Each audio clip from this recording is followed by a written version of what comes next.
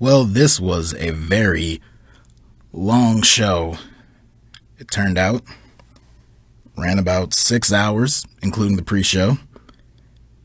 Ended just a little bit after midnight, and this recording is going on even a few minutes after that. And it just had no right to be that long. I thought that the report going in was that there was supposed to be a hard cutoff after a certain time for fans who wanted to go to the Manny Pacquiao fight that was also in Las Vegas this weekend. But apparently WWE don't give two shits about Manny Pacquiao, so they just did their own thing. And it's interesting that they made the choice to have SummerSlam be as long as it is this year, considering the fact that this show was not exactly the best. This will not go down as one of the better SummerSlam shows. It isn't necessarily the worst, but there were just some very strange, odd booking decisions that took place on this show. Hello everyone, this is DerekJ Speaks, and we are here talking about WWE SummerSlam 2021 live from Allegiant Stadium in Las Vegas, Nevada. Big record-setting crowd, at least according to them, so take it with a grain of salt. A show that had some level of hype going into it, with a lot of the big matches taking place. WWE pushed the narrative that there were a bunch of dream matches that took place on this show, with the likes of Seth Rollins versus Edge, Bobby Lashley versus Goldberg, and of course the big main event of John Cena versus Roman Reigns. And in the end of the day, there were some good things that happened on this show. The opener was fun, and it had the right outcome. The nice happy outcome with RK Bro winning the Raw Tag Team titles. That was good.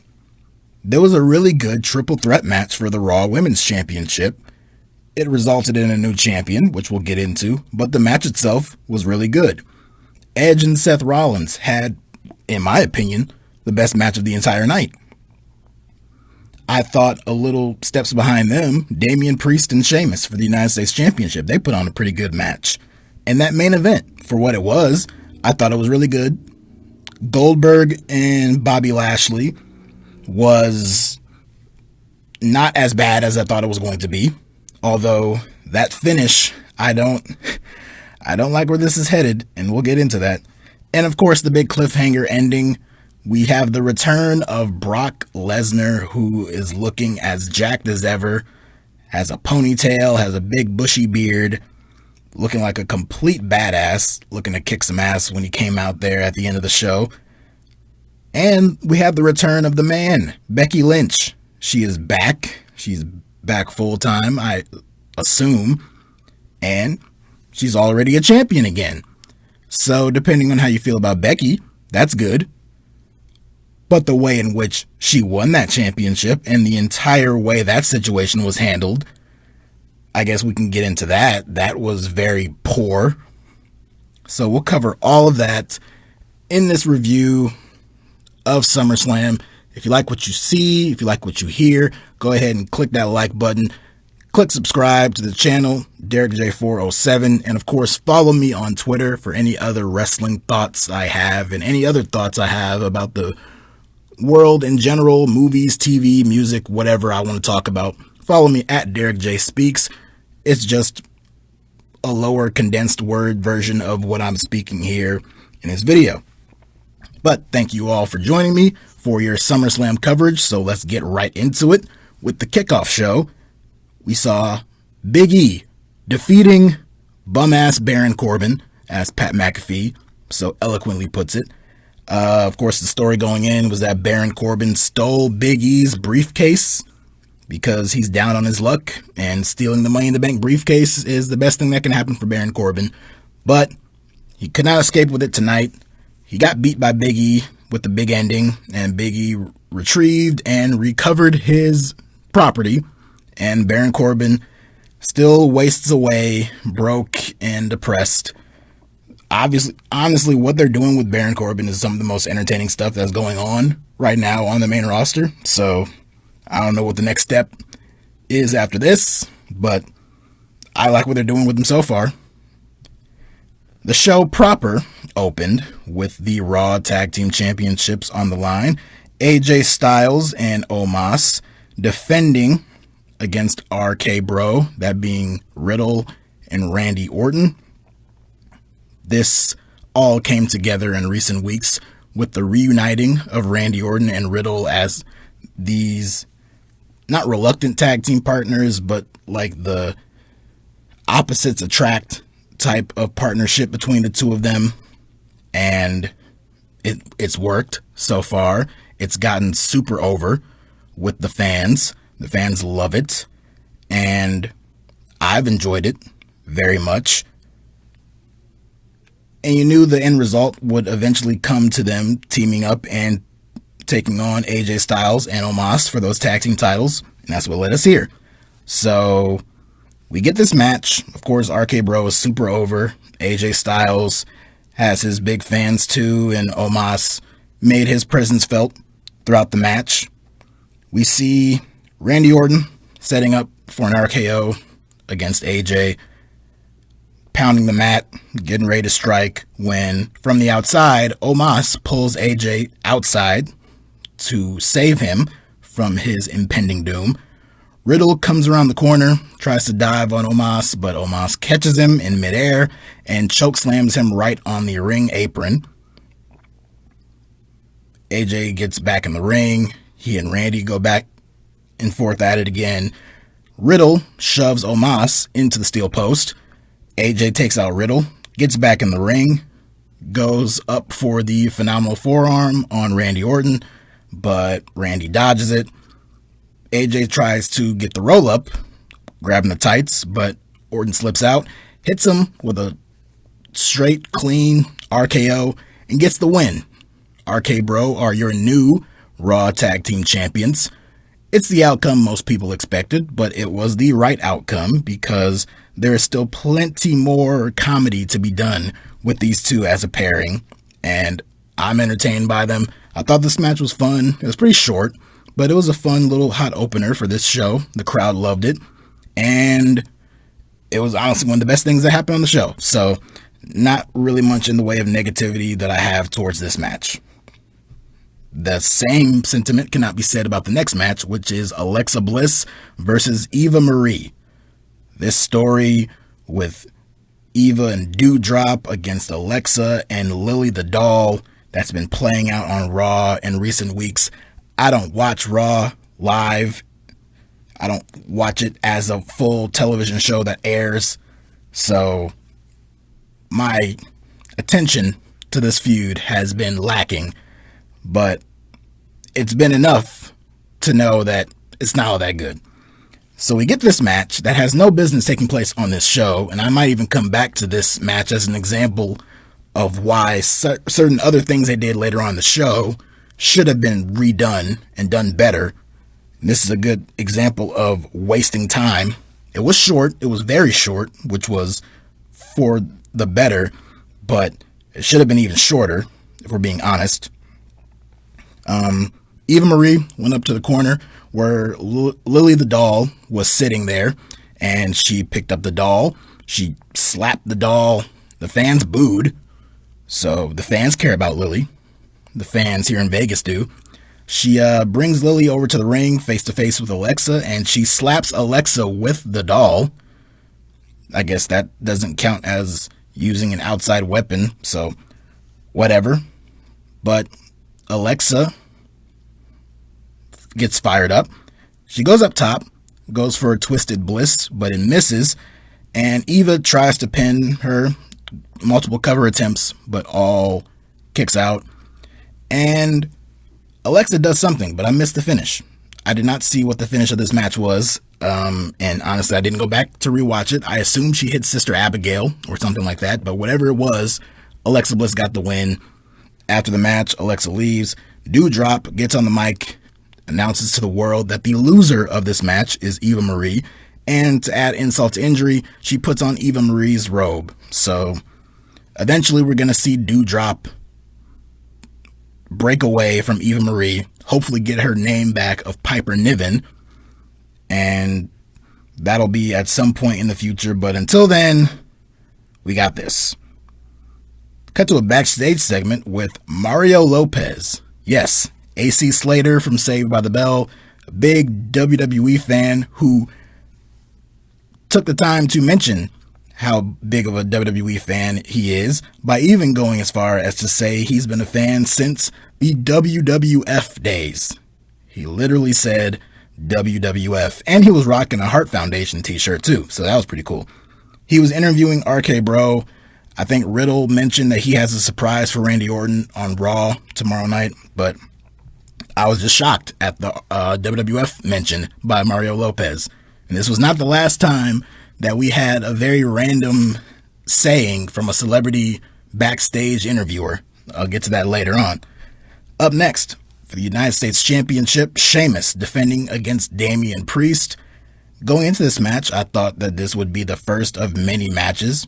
And while it still could be, I didn't expect Priest to get the win here. I thought maybe Sheamus, through some chicanery, maybe even using his face mask, his little face shield thing, and cheating or underhanded tactics, he sneak a win over Damian Priest, and they would hold off on Priest getting the big championship victory for a later show. But that's not what happened here. To my shock, Damian Priest actually went over, and these guys put on a really good match. It started off kind of basic and average, but as it kept building, the crowd got more and more into it. Sheamus was getting some good heat.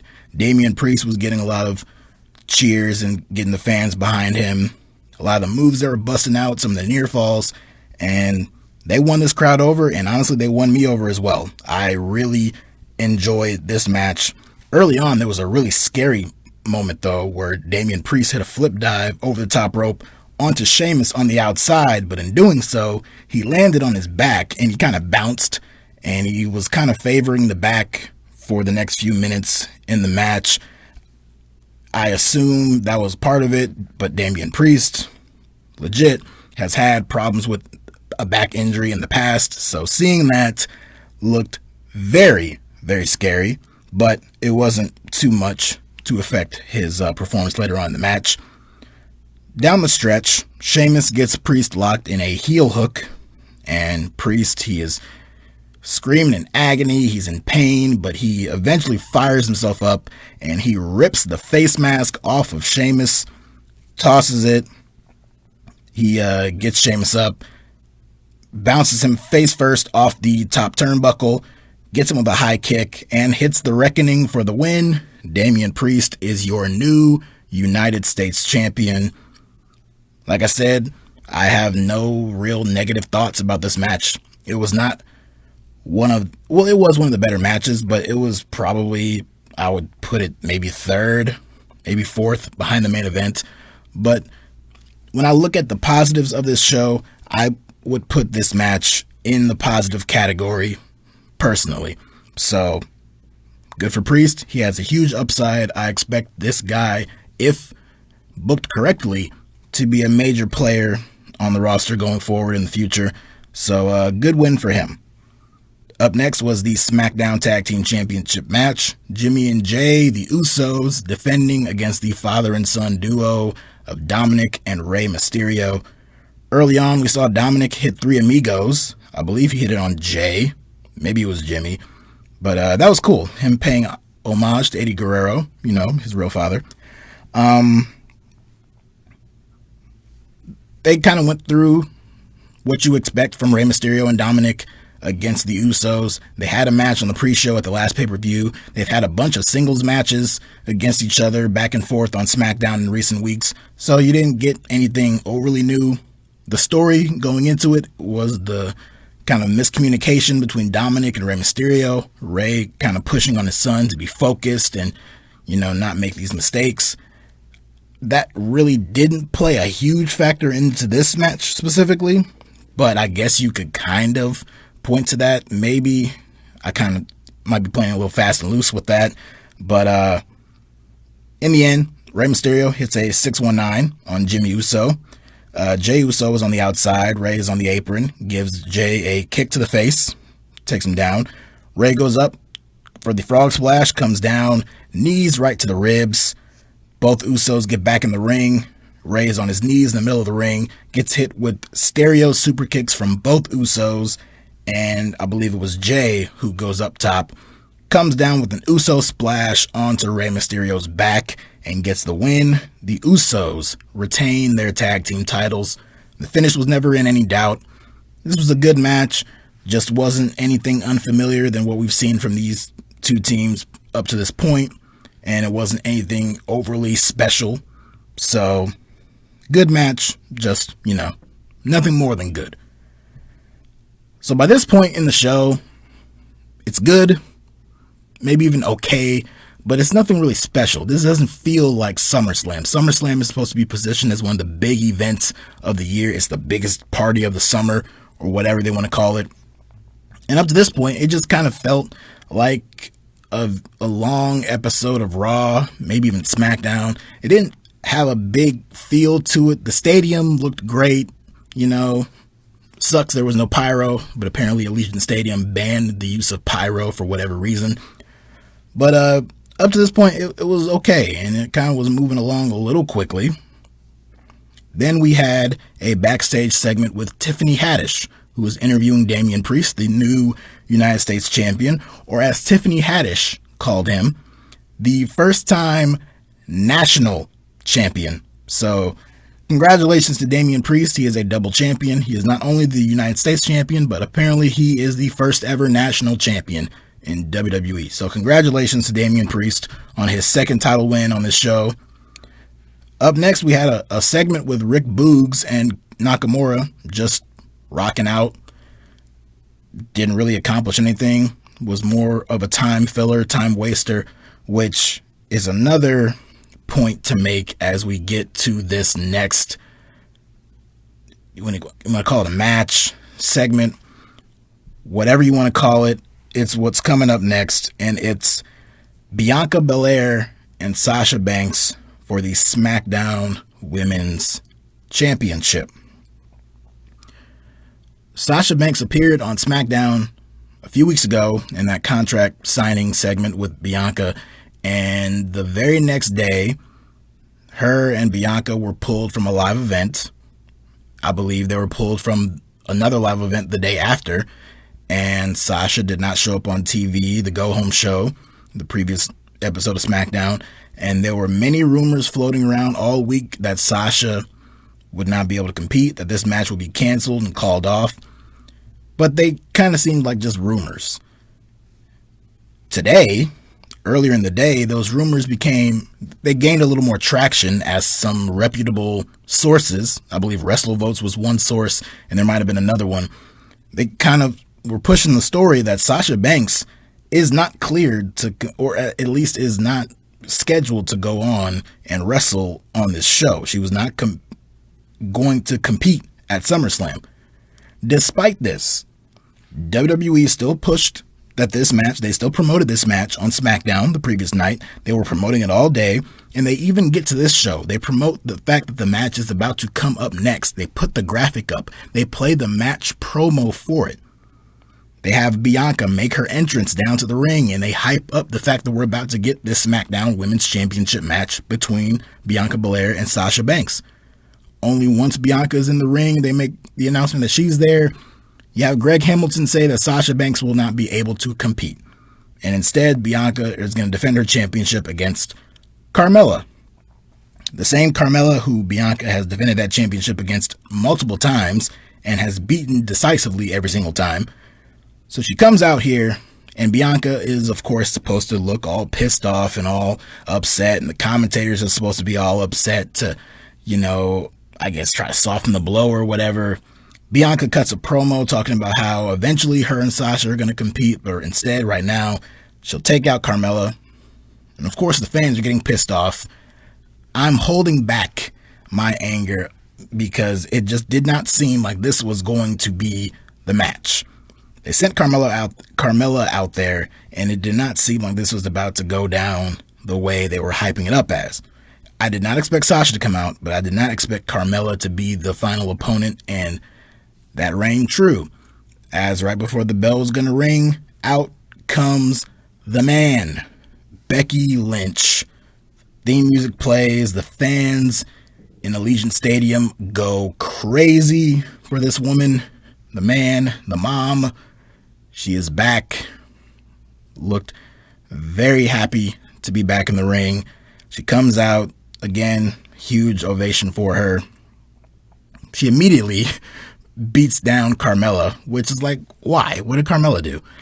But she beats her down, throws her outside, throws her into the steel steps, and she challenges Bianca to a championship match right here and there. Bianca accepts, and we're about to see Bianca Belair defending the SmackDown Women's Championship against Becky Lynch. Yes, we were all expecting and anticipating the rematch between Sasha and Bianca on the show, their WrestleMania rematch. But for whatever reason, Sasha couldn't compete.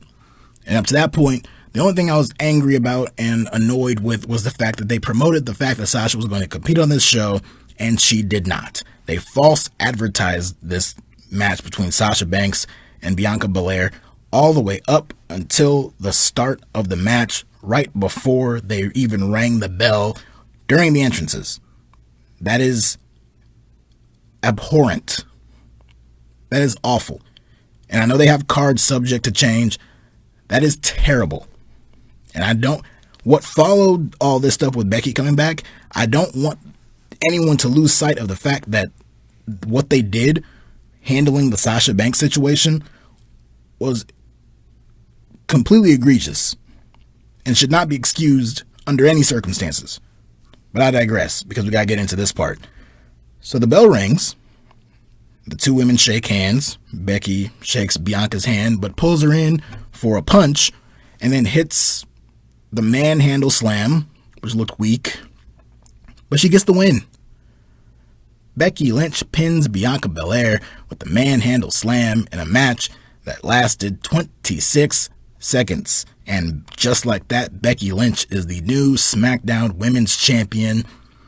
The fans are shocked.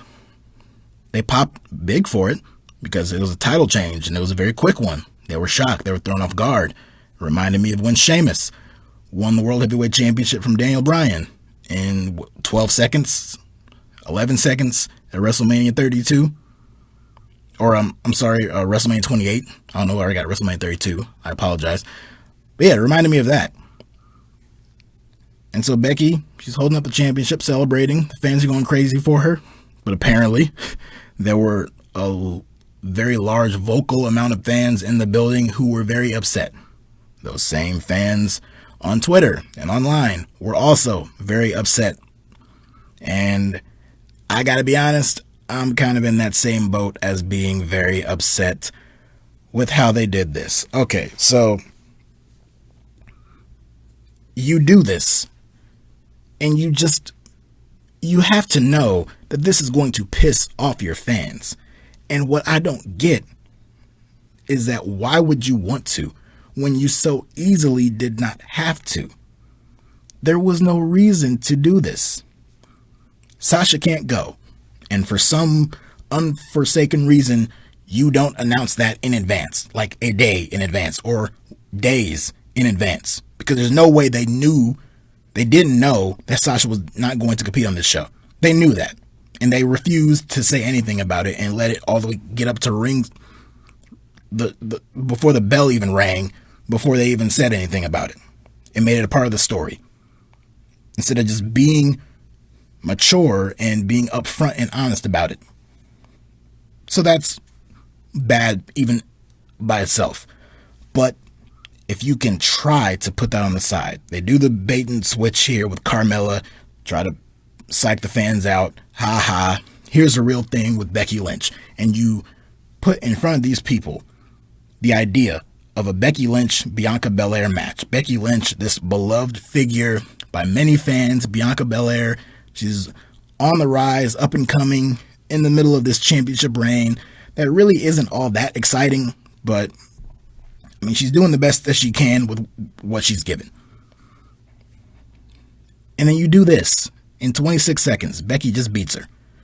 Becky, who has not competed in a match in well over a year, beats Bianca Belair, the woman who is this up-and-coming star, who won the championship at WrestleMania, has been on a successful run with that championship for months, competes month after month, day after day, week after week, consistently full-time on the roster. Becky beats that woman in 26 seconds. It's not even that Bianca lost. That's not even the problem. I kind of saw that being pushed a little bit. That's not my problem, because I expected Bianca to lose. My prediction was that Sasha was going to get the belt back from Bianca. So I expected Bianca to lose. It's not the fact that she lost. It's how she lost. This is... I just can't believe they did this. And now not only poor Bianca, who got Kofi'd.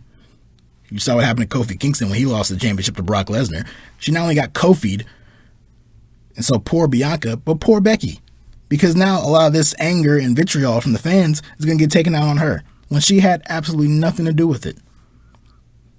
It's the same thing that happened to Batista in the 2014 Royal Rumble, the same thing that happened to Roman Reigns in the 2015 Royal Rumble, where booking malpractice is taking place and it's taken out on the competitor.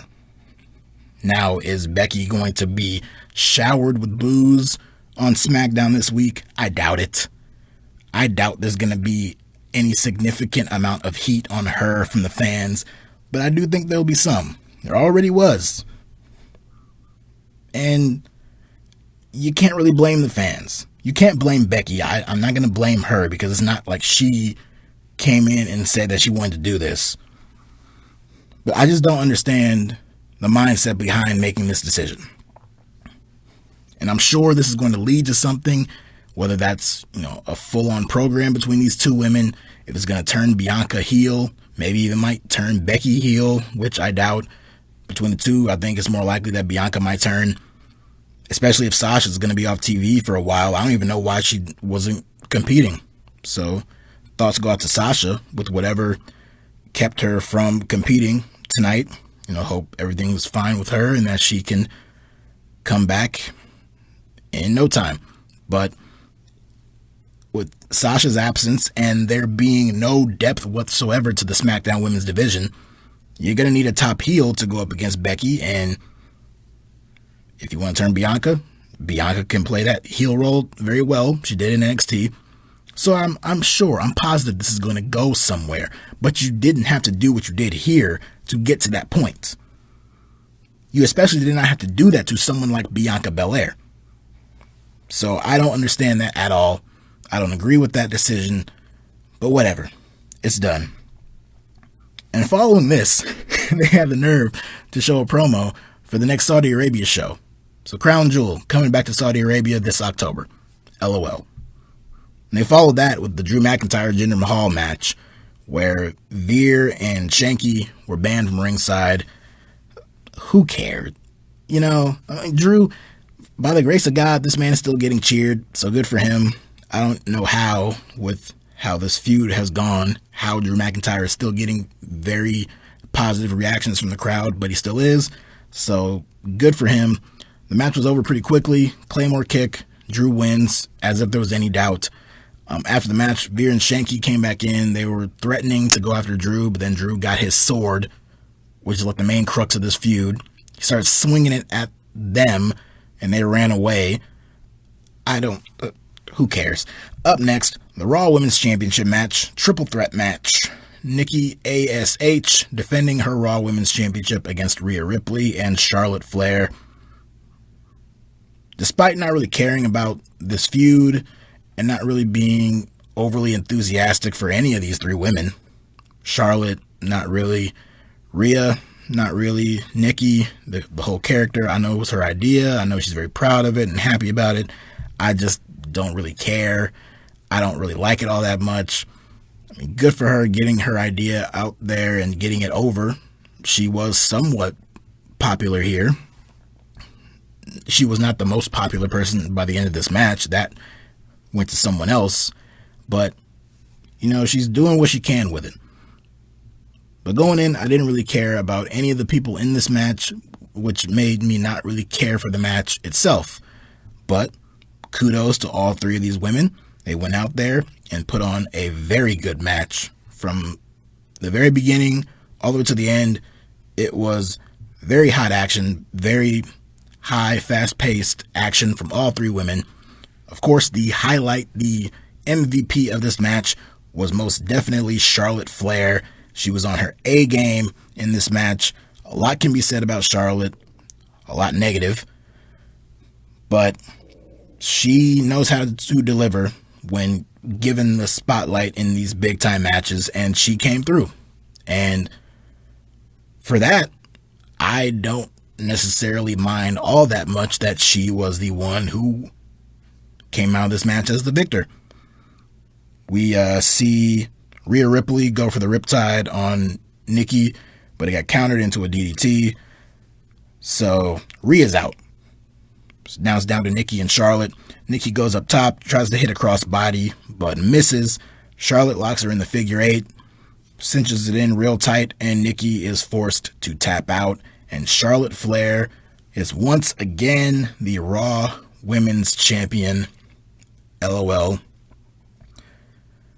You know, she did great in this match. This match was really, really good. But at the end of the day, what does Charlotte Flair winning the championship even mean anymore? What does it mean? What does that mean? Charlotte Flair is the new Raw Women's Champion. So what? What meaning is there to that? What value is there to that? Her title reigns are insignificant. Her title wins are meaningless. They are so shallow and hollow and void of any emotion or feeling whatsoever.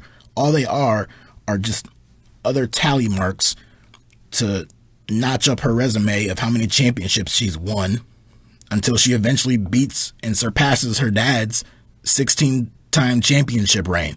So they can say Charlotte Flair has won more championships in her division than Ric Flair won in his. So they don't mean anything.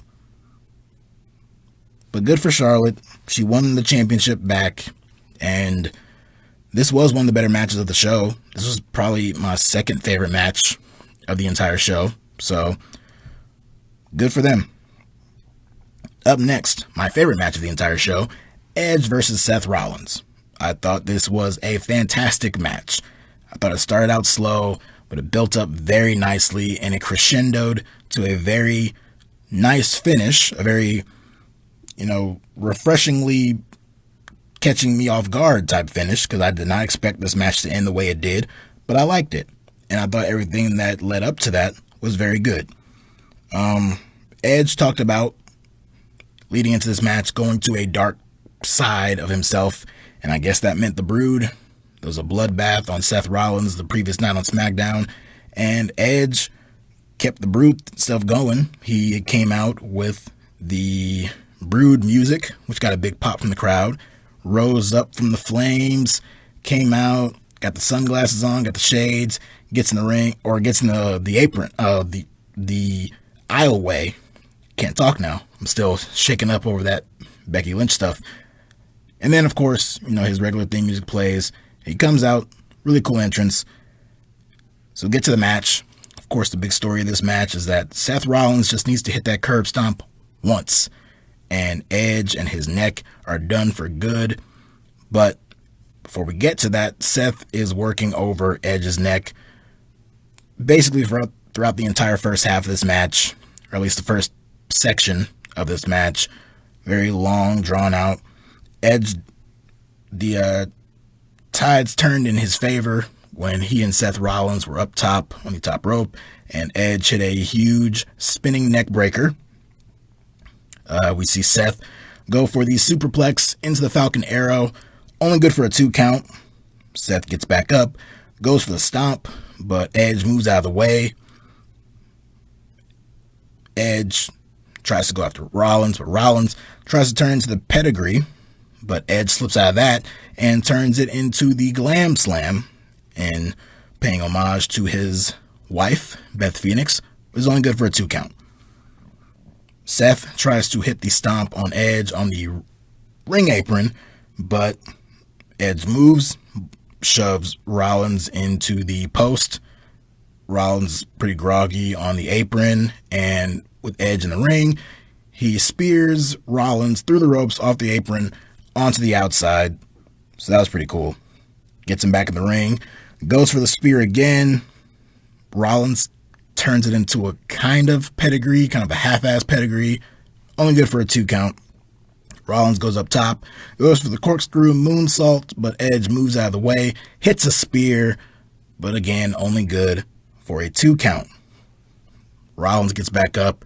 He starts raining blows on the back of Edge's head and neck, forearm shot, eventually a super kick to the back of his head, and he sets up for the stomp, but Edge literally turns over onto his back and blocks Rollins' foot. Then he gets Rollins down, locks in his kind of reverse side sharpshooter type thing that he calls the educator or execution, whatever they called it on commentary. I believe Cole called it the educator. This led to Edge locking Rollins into a face lock. Broke that, started smashing Rollins' head and face repeatedly into the mat, then locked him in a sleeper hold, and Rollins had no choice but to tap out.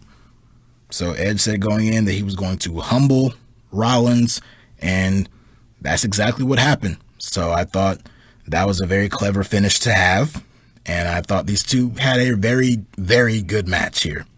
So, favorite match of the night, Edge won. I'd love to see these guys go for it again. So we'll see. Next month is the Extreme Rules pay-per-view in Columbus, Ohio. So we will see. Maybe they'll do a rematch, maybe with a stipulation attached, and Rollins can get his win back there. They announced that the Money in the Bank pay-per-view next year in 2022 will take place over July 4th weekend, and it will also be held in Las Vegas at Allegiant Stadium. So that's good for them. And they made an attendance announcement, an attendance of 51,326. Who knows how inflated that is, but whatever. Out in the ring, we see John Morrison and The Miz. They're talking about getting the crowd moist. Ew. And Morrison says he has a new invention or whatever, the Dripstick 2000, but neither one of them have it.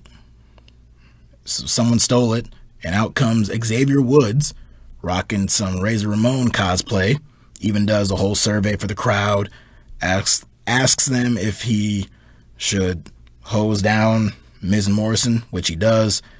At this point, it was 11 o'clock, and I'm just, why is this segment happening? Why do we need this? This is a waste of time. This is filler, and it was not necessary. Stuff like this, stuff like the Eva Marie Alexa Bliss match, stuff like the Rick Boogs Nakamura stuff. You could have cut that stuff out. You could have cut this show a little shorter, or at the very least give some of that time to a proper Becky Lynch Bianca Belair match. Even if it only went like 5 or so minutes, at least do something competitive for that match. But no, what they did, they thought was better. Whatever. Up next, Bobby Lashley defending the WWE Championship against Bill Goldberg. Off the bat, Goldberg busted out moves that weren't a jackhammer or spear. So right from the jump, we saw that this match was going to go way longer than I think any of us thought it would. Goldberg hit a big leaping shoulder tackle on Lashley and even hit 2 body slams on him. So that was pretty cool. Lashley, he recovers. He tries to hit Goldberg with a jackhammer, but Goldberg blocks it. Tries to hit his own jackhammer, but Lashley drops Goldberg instead. Lashley went to the top rope, unfamiliar territory for the champ, and Goldberg launches Lashley off the top rope all the way halfway across the ring, and Lashley very narrowly landed right on his neck. It looked horrifying. I jumped out of my seat because I was horrified. But luckily, he kind of tucked his chin and landed on his back. Goldberg setting up for the spear, but MVP on the outside pulls Lashley out of harm's way, but only temporarily. because Goldberg goes to the outside, ends up hitting a spear on Lashley on the outside. Back in the ring, Lashley rolls out to the other side. The ref is focused on him and has his back turned to Goldberg, specifically MVP, who uses a cane on Goldberg's leg. Goldberg had a very delayed response in selling the leg injury, which is unfortunate because the remainder of this match was about Goldberg selling his leg injury, and it played into the finish. So Lashley goes for the hurt lock, but Goldberg manages to slip out of it, but it was for nothing because Lashley ended up hitting him with a chop block and targets Goldberg's leg again, goes to the outside, has Goldberg on his shoulders in a fireman's carry position, and he just launches him repeatedly into the steel post multiple times. I think he did it twice. Gets back in the ring, and the referee is looking at Goldberg, asking him if he's okay. Goldberg is really clutching at the leg and selling the leg injury, and the referee calls for the bell, and the match is over. The match ends right there, which was odd. It was a very odd finish, but it made sense after the match because in the post-match, Lashley with a steel chair targets Goldberg's leg once more, starts to smash on the leg. The fans are completely behind Bobby Lashley doing this, by the way. Lashley turned into the biggest babyface on the show by this point. In the middle of Lashley's attack, we see Goldberg's son come out trying to stop Lashley, gets on Lashley's shoulders, trying to get him a sleeper hold or some type of takedown like that, and Lashley flips him over and locks him in the hurt lock. So he puts Goldberg's son, was his name Gage, I think, puts him in the hurt lock, and the kid sold it very well, so kudos to him. And so now both of the Goldberg men are laid out. Well, one man, one child. MVP gets on the mic, says that Lashley had no clue. There's no way he could have known that was Goldberg's son, but still, he's the champion. And with that, my heart sank because that just told me from the finish of the match, coupled with this post-match beatdown, that this feud is not over. And it will continue. It might continue into the next pay-per-view next month at Extreme Rules, probably with some type of stipulation attached. Or more likely, my guess is this is going to spill over into the Saudi Arabia show in October. They announced it already earlier in the show. And judging by this finish, it looks like we're getting a rematch. It's just a matter of when, not if. And I'm suspecting that we're getting Lashley Goldberg 2 in Saudi Arabia. And also, judging by this finish, I fear that this is setting up for a Goldberg win in Saudi Arabia. I don't want to put that evil out into the world, but I think it's going to happen. At the very least, I suspect that we're going to get a rematch, and I think it's going to be in Saudi Arabia. That much I'm certain of. The outcome, that's just more of a fear on my part, but I do expect there to be a rematch.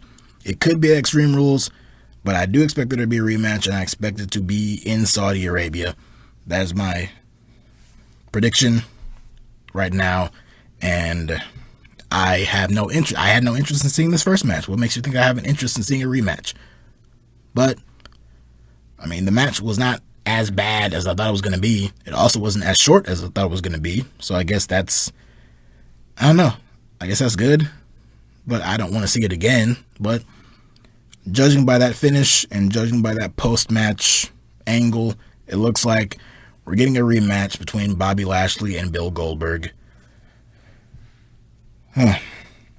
So finally, the main event. Roman Reigns and John Cena for the Universal Championship. They pretty much told us going in what this match was going to be. Cena said he expected to get his ass kicked throughout the entire match, and that's exactly what happened. Roman Reigns was beating down John Cena profusely throughout the early part of this match, and Cena kept coming back with roll-up attempts. Because Cena's whole thing was that he's going to get beat down, he's going to get his ass kicked, but all he needs is to take advantage of a mistake. He just needs one opening, and 1, 2, 3, he is a 17-time champion. And so we saw him go for different attempts at that throughout the course of this match, but Roman just kept him down every single time. Cena tried to make a comeback at one point. He tried to go for one of his shoulder tackles, but then Roman caught him with an uppercut in midair. Thought that was funny. But eventually Cena did make his comeback, hit his shoulder tackles, hits the drop down slam, goes for the 5-knuckle shuffle, does the you can't see me, but Roman just snatches him and locks in the guillotine. Eventually Cena escapes. He does hit the 5-knuckle shuffle, gets him up, hits the attitude adjustment, only good for a 2 count. Locks in Roman in the STF. Roman struggles, but eventually reaches the ropes for the rope break. This leads to both men heading to the outside, where Roman catches Cena off guard with the drive-by drop kick. So Cena's kind of wobbly. Roman circles the ring, runs around, setting up a spear, but he gets caught by Cena, who hits him with an attitude adjustment through the announce table. Big spot here in the main event. Cena gets Roman back in the ring, goes for the cover, only good for a 2 count. Roman hits a Superman punch. I think he hit a few, maybe it was just 2, but he hits a Superman punch, only good for a 2 count. Roman goes for the spear, but gets sidestepped and crashes into the post. Cena takes advantage, gets Roman up top, hits him with a avalanche attitude adjustment off the top rope, crashes down, goes for the cover, a very close near fall, very dramatic by the referee here. I thought that was very interesting. So Cena gets back up, he starts mocking Roman, does the battle cry in the corner. He charges at him for a spear of his own, but then Roman blocks that. Both men start trading blows back and forth until Cena is the one to go down. Roman hits the spear, and 1, 2, 3, Roman Reigns retains his championship, and he gets to stay in WWE because on the Go Home show on SmackDown, they made the announcement at the very last minute of the show that if Roman lost, he would leave the WWE. So just in case you had some bit of doubt as to who was going to win this match, WWE wanted to tell you that there is no doubt who's going to win this match. Roman Reigns is going to win this match, as he should have won this match, and that's exactly what happened. So it told a very good story. John Cena put up a valiant effort, but Roman Reigns, still the tribal chief, still the head of the table, and still the Universal Champion. But I guess now we have to see if that's going to last much longer, because as Roman is celebrating and holding the championship high over John Cena's fallen body, we hear the music of the Beast incarnate. We see Paul Heyman just completely flabbergasted, slightly fearful. Roman is pissed because out comes Brock Lesnar, coming out looking jacked, has a new ponytail, has a new beard. Dude looked completely badass here when he came out. The fans erupted for him. Looked like Roman was in the ring ready for Brock to come in, ready for a fight. Brock circles the ring, gets in, kind of scares Heyman out of the ring. Heyman's reactions here were very good. They were very top-notch. I was very impressed by Paul Heyman. Shocker, Paul Heyman was very good. But Roman did a good job too. Brock looked like a complete monster here, and he stared down Roman until Roman eventually backed away, left the ring, and he and Paul basically stormed off. Roman looking pissed, Paul looking in complete disbelief and fear and Brock Lesnar is left to stand tall in the middle of the ring as the show goes off the air. And apparently off air, Brock laid out Cena with a bunch of German suplexes and an F5 to send the crowd home happy, I guess, so that he actually did do something on this show. But I thought that ending was really cool. It was a really cool cliffhanger. We knew so long as the Paul Heyman, Roman Reigns alliance was going to continue that the inevitable destination would come to another Roman Reigns Brock Lesnar match. It's a very easy story to tell with Paul Heyman involved. I didn't think they were going to get to it this soon. I thought, if anything, Brock would go after Lashley because that's still a match that we have not yet seen. But it looks like Lashley is preoccupied with old Billy Boy over there. So we're going to go down the well of another Brock Lesnar Roman Reigns match. This is a match we've seen multiple times, but the roles are reversed now. Roman in this dominant heel, head of the table, tribal chief character, and Brock Lesnar hopefully as the silent but deadly badass ass kicker going after him, trying to take his championship. And it'll be very interesting to see what Paul Heyman's role will be in this feud, in this story going forward. Now, do I see this match taking place at the next pay-per-view?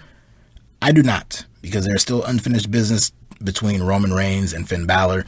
So I think this was a tease of something that we will get in the future, but I do not know if it's going to be something we are going to get immediately.